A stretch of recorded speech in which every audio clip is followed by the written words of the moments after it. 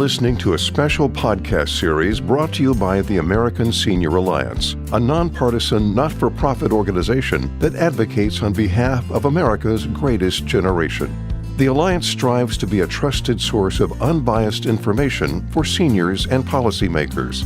This special podcast series focuses on ways we can protect seniors from abuse. Now, your host, American Senior Alliance Executive Director, Conwell Hooper. Hello, everyone. My name is Conwell Hooper, Director of the American Senior Alliance. We would like to welcome you to the American Senior Alliance podcast today. Since our inception, we have been fighting hard to protect the precious dollars our seniors have earned over the years. We're working diligently in state capitals for those 50 and over. Whether it is protecting retirement or savings, our mission is to help preserve it. Sometimes it takes a lifetime to build retirement.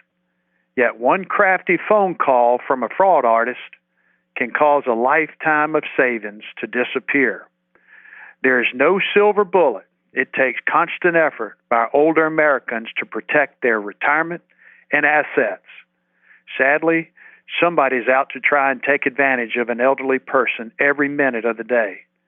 They are a frequent target simply because of the assets, savings, and their kind heart. We have been weighing in on issues from health care, long-term care, prescription drugs, transportation, energy, and consumer issues at the federal level, Social Security and Medicare. Additionally, we have worked hard on many issues to help protect our older adults from fraud, scams, schemes, and identity theft. We're seeing Medicare scams, investment scams, Social Security scams, IRS scams, granny scams, and an abundance of coronavirus scams. Currently, there are approximately 48 million people, 65 plus, living in the United States. Many of them struggle with their hearing and vision, making them prime targets for criminals.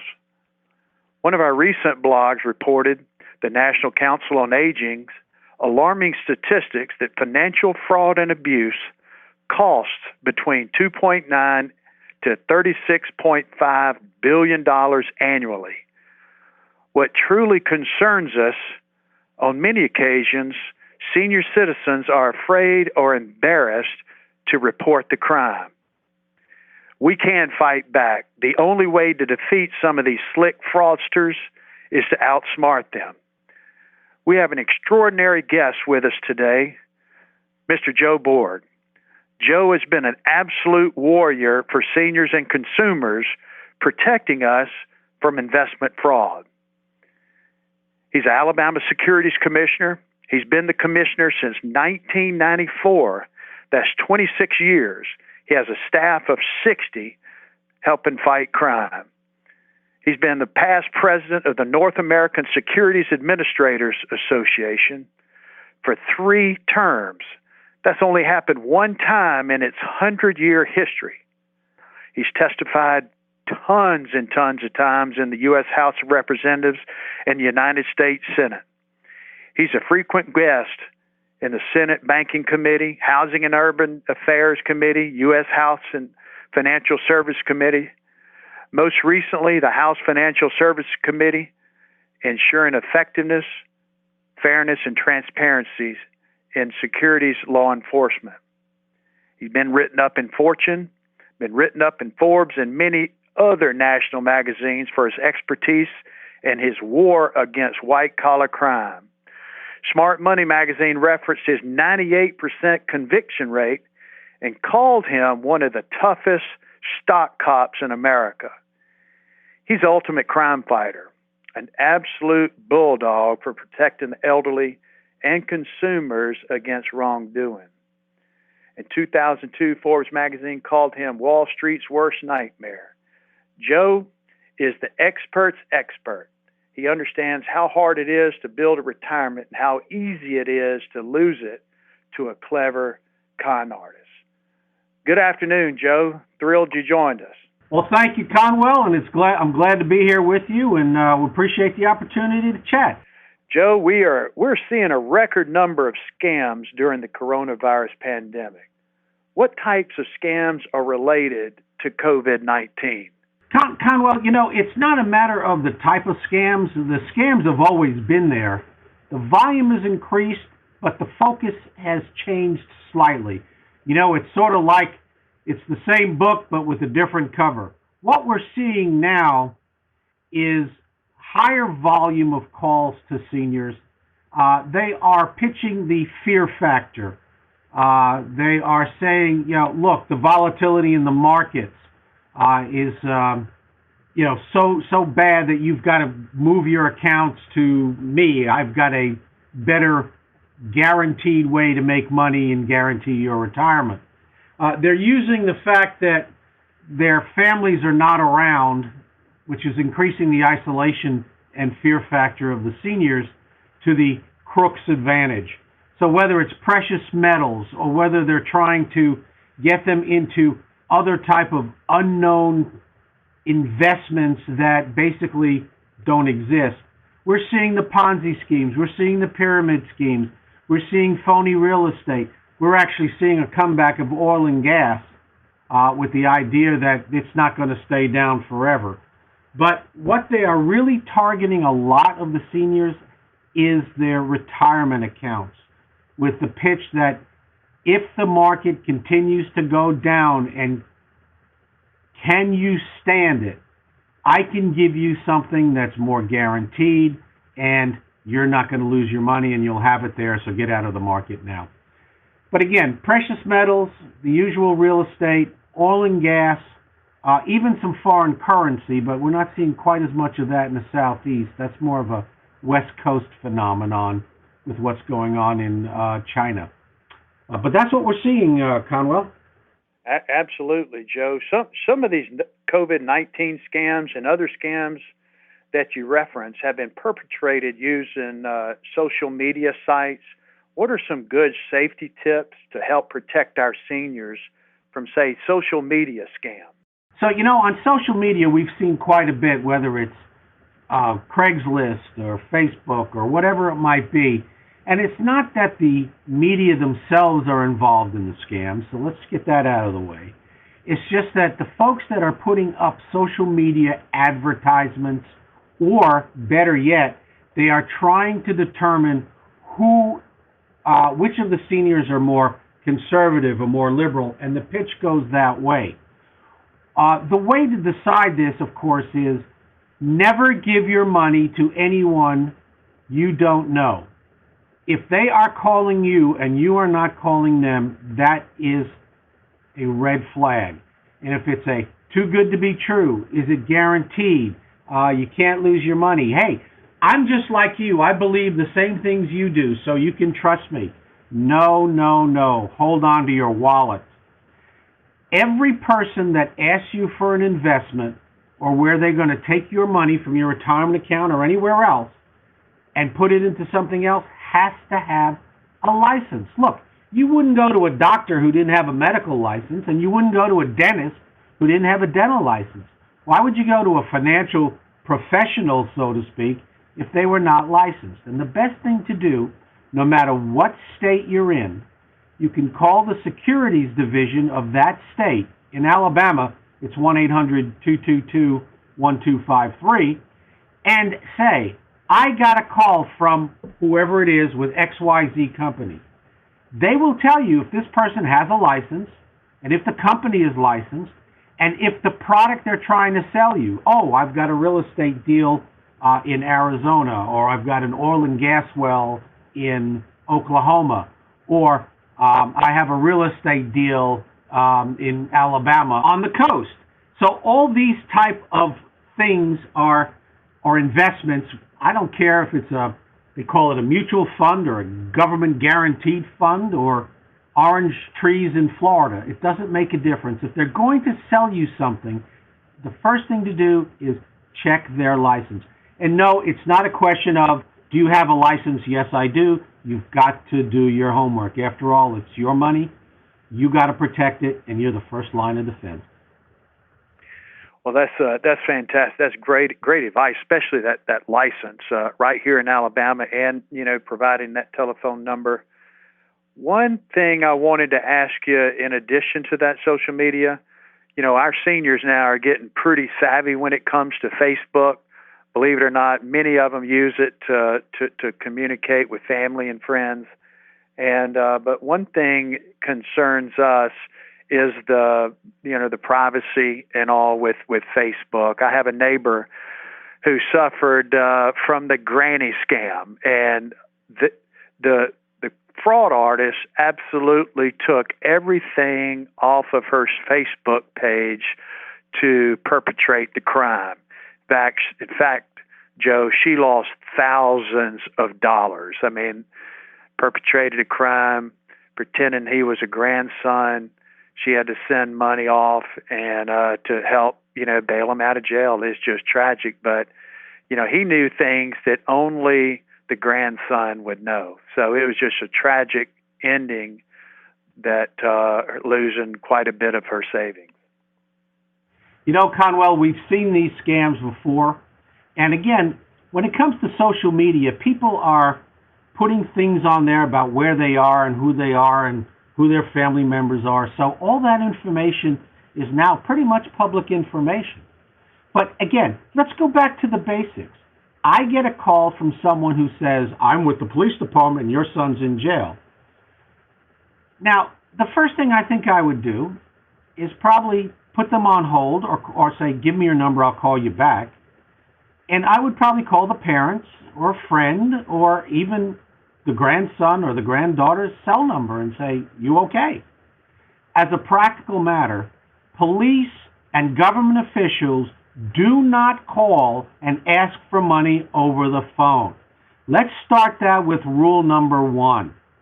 No government official or a bank or a credit card company is ever going to call you cold, especially if you don't even do business with them, and say, you got to send us money now. That is not the way it works. And so, the first thing you have to do is be skeptical of all these calls that come in talking about, grandkids or kids or other members of the family. And it's unfortunate because every time we see a scam on social media, they have picked up things like, oh, I am a friend of so-and-so, and you've never heard of them before. One of the scams we're looking at right now has to do with folks who are trolling the social media and picking up things like, oh, you are a Christian who is conservative and you watch, for example, Sean Hannity. And they've used his name and say, we support Sean Hannity and he told us we can call you, or we know that you're a big supporter and he invests with us. Well, you get a call from someone like that because they're doing something over the internet, and you have to wonder to yourself, especially if it's a really good deal and it's somebody you don't know, the first thing you should consider is this. I don't know this person. They're offering me this great opportunity. Chances are they don't want to talk too much about it to anybody else. And yet they're calling me and who? 100,000 of my closest friends? Think about that for a second. Why are you so special to get this call and all of a sudden they're going to make you rich? So the first line of defense is it too good to be true? Chances are it's a fraud. Yeah, it's something my dad used to share with me often. If it's too good to be true, it probably is, Joe. We're hearing tons these days about securities fraud, Joe. Can you define exactly what security fraud is? Sure, Conwell. And I think, people get tied up and they think in terms of securities as stocks and bonds and mutual funds and all these other exotic things. Let's break it down so that everybody understands. I've got some money. You call me up and say, hey, I've got a great deal and I can make you some money. I give you money. You're going to do something with it. That's an investment. So you could sell me stocks. You could sell me an interest in a drugstore. You might be building a new bar and want an investor in it, or a sand and gravel pit, or gold, or silver, or oil, or if you watch the old movies, frozen concentrated orange juice. It's not what it is, it's what the deal is. And if the deal is I'm giving you money and you're going to do something with it, and I'm supposed to get a return, a profit, an interest rate, and get something back, then that's a security. And that's what you need to check out. The person who is offering that to you has got to be a financial professional, properly licensed, with a proper company, and a product that's been vetted by somebody, usually us at the Securities Commission, and says, yes, it's proper to sell in the state. Just like you wouldn't want to buy, some medical device that nobody ever tested that was built in Joe's garage. You can't sell pharmaceuticals unless they've been FDA approved. It's the same sort of thing. So that's what we're concerned about, and that's why people have to be their first line of defense. Why are seniors so vulnerable? Conwell, there's a couple of reasons. First of all, let's think about history. From the point of view of, we had a crash in 2000, right? So a lot of folks in that category lost a lot of investments, and their houses became underwater in 2008. Now, who are the saver generation? Well, that's the greatest generation in these seniors. They've been saving money for years. They don't move as much as millennials do. They have equity in their homes. They've been good savers, up until recently, probably mostly bank accounts and things like that. So it's sort of like the old bank robber Willie Sutton used to say when he was asked, why do you rob banks? Seniors is where the money is, Conwell. We've worked extremely hard to help pass the TRACE Act at the federal level, the anti-robocall legislation. In 2018, there were 26.8 billion robocalls. Many of those were aimed strategically at seniors. Seniors seem to have more time on their hands. They're lonely, and they can easily be defrauded. So we've seen certainly some great progress with the passage of that legislation, but the seniors certainly seem to be easy targets these days. So, Conwell, you're absolutely right. Seniors are more targeted than any other one, not only because they have money, but think about it this way. They're friendlier, they're at home, they're available, and especially now during COVID-19, they're not seeing their families as much as they have, so they're more isolated, and they're easier to reach. Now, let's face it. I know my dad, he passed away a few years ago at age 88, but his idea of a contract was shaking hands. And this is a generation where their word was their bond.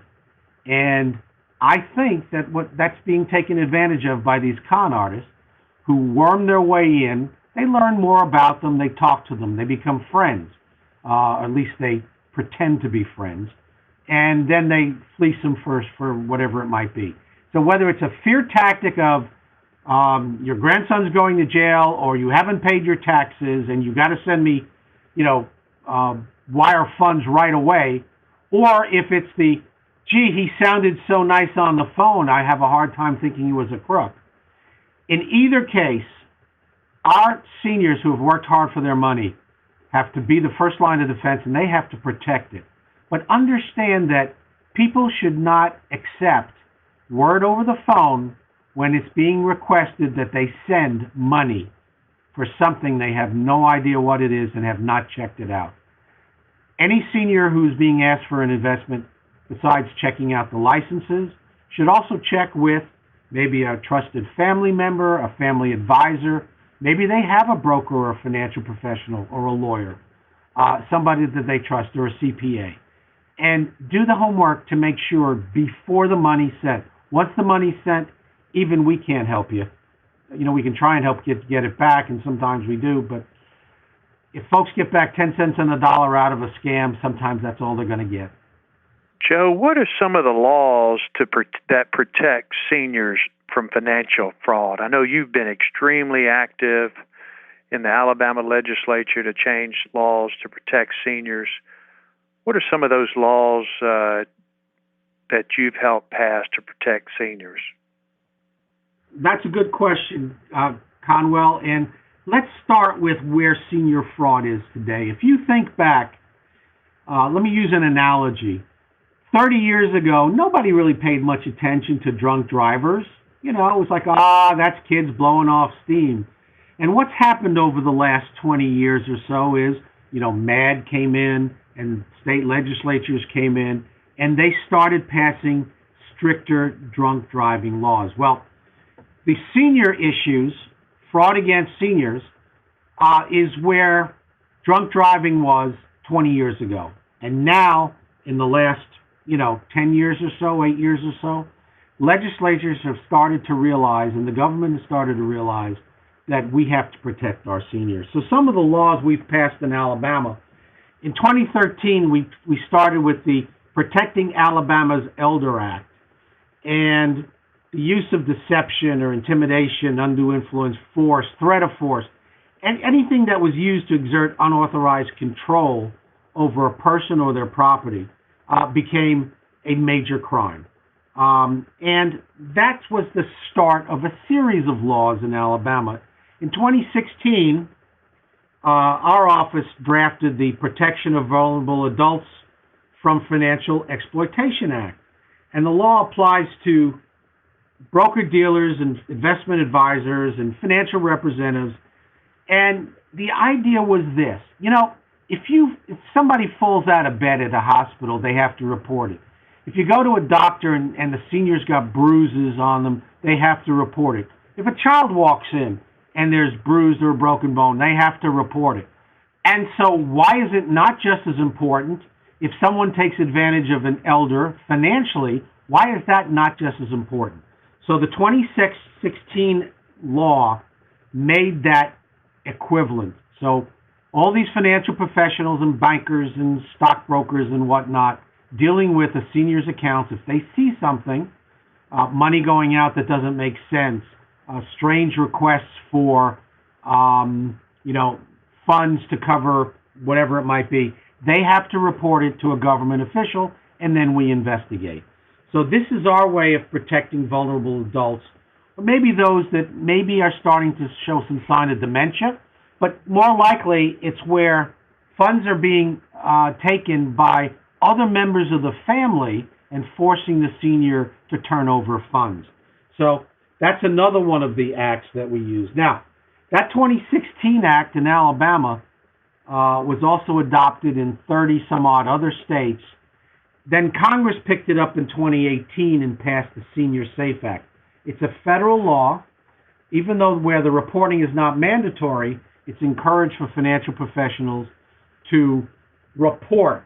And so just like you report abuse of a senior physically, you now have to report abuse of a senior financially as well. The last bill we passed was in 2019. We call it the aggravated theft by deception. And what we did there was say, look, a lot of the cash that's being taken is large numbers, 100,000, 200,000. And we wanted to send the message that if you're going to steal that kind of money, you're going to go to jail for a long time, you're going to be charged with higher crimes, and we've also increased the time to get restitution back as part of a prison sentence or a plea deal if somebody takes a felony. So the laws are starting to recognize and have recognized over the last 8 or 10 years that seniors are a valuable percentage of our population. In Alabama, I know that by 2034, 30% of our folks are going to be over 65. And I think our politicians have noticed, too, that, as 10,000 people a day turn 65 in the United States, that is a big voting bloc.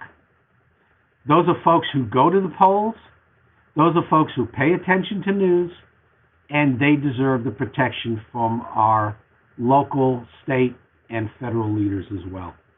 So you're going to see an expansion of these laws going forward, I think, as well. That's outstanding, Joe. You've done so much at the state level as well as the national level. You mentioned the Senior Safe Act. I know they pretty much emulated the legislation that you had passed in Alabama, being one of the first across the country to pass that legislation. The neat thing about that bill, it's really a team concept. It's a team partnership with, I think, the advisors, the firms, and the people to be able to protect the seniors. I think it provides a little bit of immunity for anybody reporting senior citizen exploitation. So I think there's some great incentives there so everybody can work together to protect these older, vulnerable, consumers that sometimes come in the doors. Joe, you've done a heck of a job restoring, restitution back to the citizens. Can you just talk a little bit about that and maybe how some of your commission is, your office has funded some of those things? Sure. So the Alabama Securities Commission is rather unique even among the states, but we are an independent agency, so we're not part of the executive branch, and we're self-funded. We do not use taxpayer money. In 1994, the agency was funded by tax money. In 95, we broke even. Since that time, by encouraging all the registrations and licensing and keeping track of all the firms and all the financial professionals, they pay a $65 license.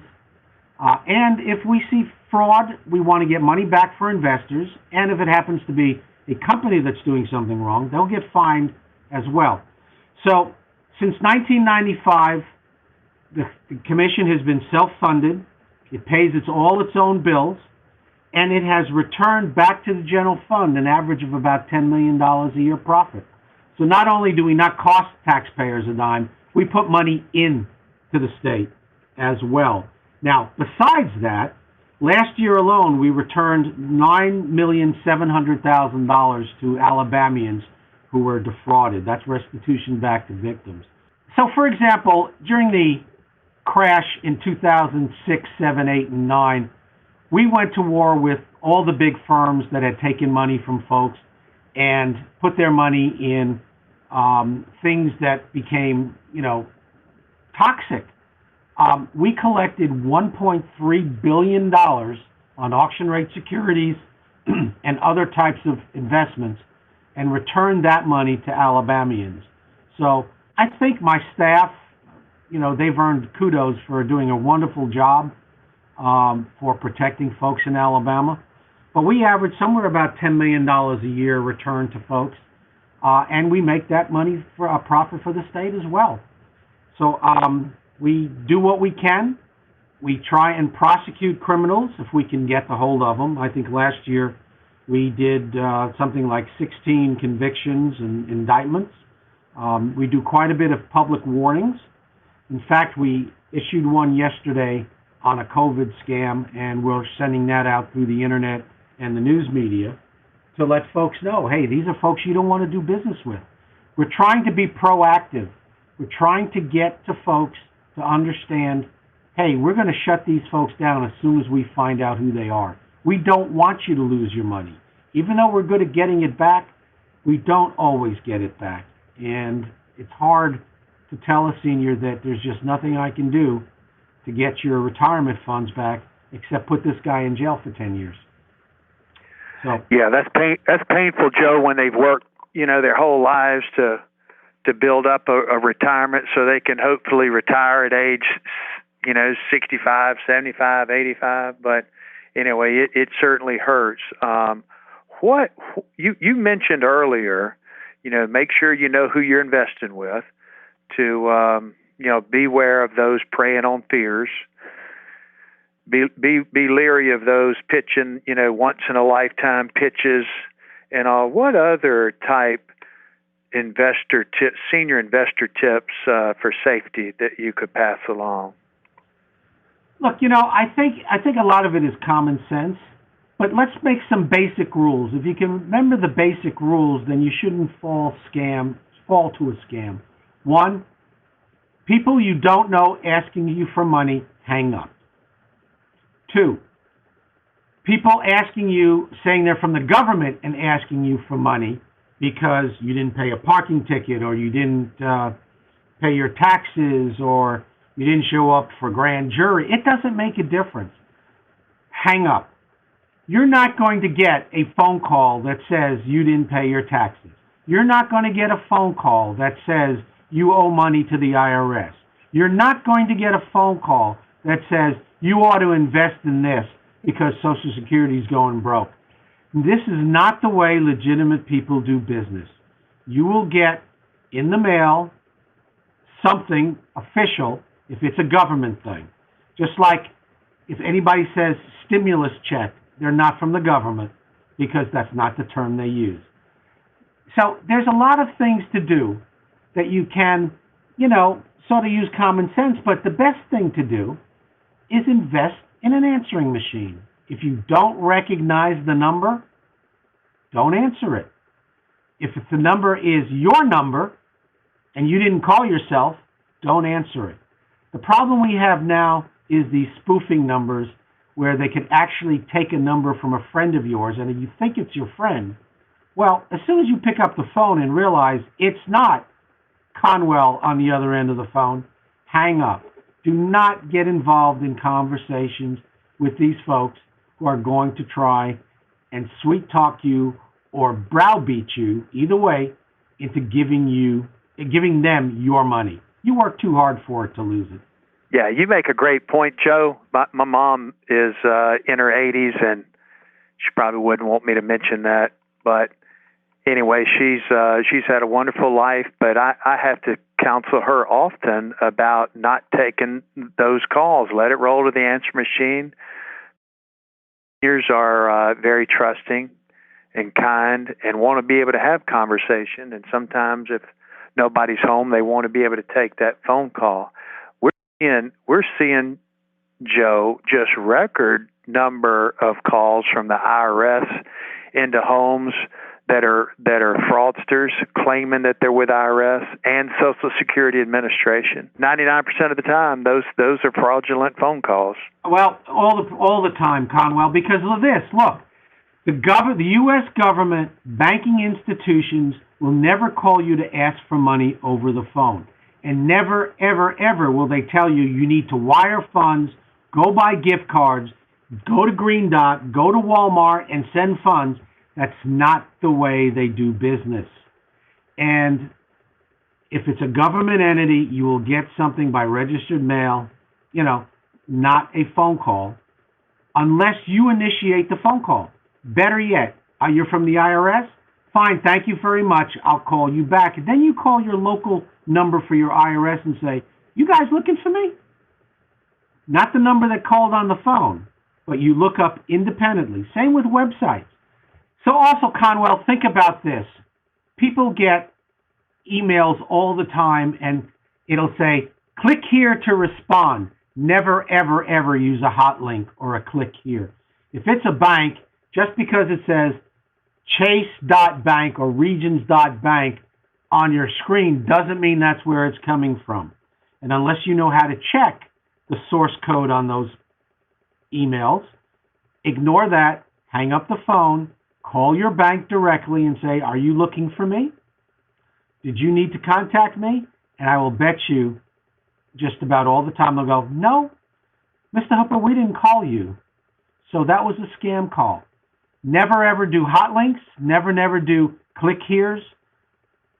Hang up the phone. Call a local number if you want to talk to the IRS. Get off the internet and re-enter the email that you know of Regions.com or whatever bank it might be to get to the right folks, or just pick up the phone and call them. The other thing I would say is put yourself a note by the phone just to remind you that if you don't two rules: don't recognize the number, let it go to voicemail. You pick up the phone, don't recognize the voice on the other end, even if it's a local number, hang up the phone. You know what? Your friends will leave you a message on your voicemail, and you can always call them back. That's wonderful advice. Joe, if you suspect fraud or abuse in your state of Alabama, who would you recommend that they call? So, Conwell, no matter what it is, if they want a person to talk to in state government, they can call us. Our local number is 242-2984 in Montgomery. So that's 334-242-2984 in Montgomery. Or they can go to our website at www.asc, Apple Sam Charlie, www.asc.alabama.gov. Either way, give us a call. If it's not us and we can't help you, we will make sure they get to the right person. Maybe it's the district attorney's office, maybe it's the consumer affairs folks at the attorney general's office, or maybe it's the local police. But we will make sure they get to the right person. Call us on our phone number, call us or email us, and we will be happy to make sure we get everybody to the right location to report a fraud or an attempted fraud. That's great. In closing, Joe, you mentioned several red flags. People talking about guaranteed returns, something that's too good to be true, a lifetime opportunity, pressure tactics. What are some of the proactive steps that investors could take to prevent investor fraud? Again, common sense and does it sound too good to be true is probably the first test. But I think that anytime somebody is trying to say, we have an investment, investments inherently have risk. The more money you can make, the more risk there is. So there's no such thing as a free lunch, a free dinner, or a guaranteed return. And I think when the people keep that in mind, they'll be better suited to say, this is not for me, and hang up the phone or delete the email. I think that the red flags they could take a look at, go to our website. We have tons of material for seniors at www.asc.alabama.gov, or give us a call at 1-800-222-1253, and we will be happy to direct you to our website, free information, send you literature, or take down a complaint. Joe, that's dynamite. You've certainly provided a wealth of information today, some valuable information for seniors. Obviously, it's extremely important for everybody to do their research, protect their info, be smart, and take their time in the process. That great line, if it's too good to be true, it probably is something that we all ought to hold on to. But we're so thankful for you. Keep up the great fight, Joe. Fighting for seniors, fighting for consumers, and thank you for your lifetime commitment to protect Americans. Well, thank you, Conwell. That's awful kind of you. And look, this is a team effort, and I appreciate you and your organization, the Alliance. We have to work as a team together. And let me say this as the last item. If you're a senior and you think you've been defrauded, call us. We're going to do what we can to make it right and to protect you. You're not the only one. If there's one person that's been defrauded, there's probably 100. Let's see if we can get active and really make sure that we put an end to some of this fraud and abuse that's out there against our seniors. So it takes us all working together as a team. So again, thanks for the opportunity, Conwell. I appreciate it. And I look forward to working with you and the Alliance in the future. Thank you, Joe. Keep up the great fight, my friend.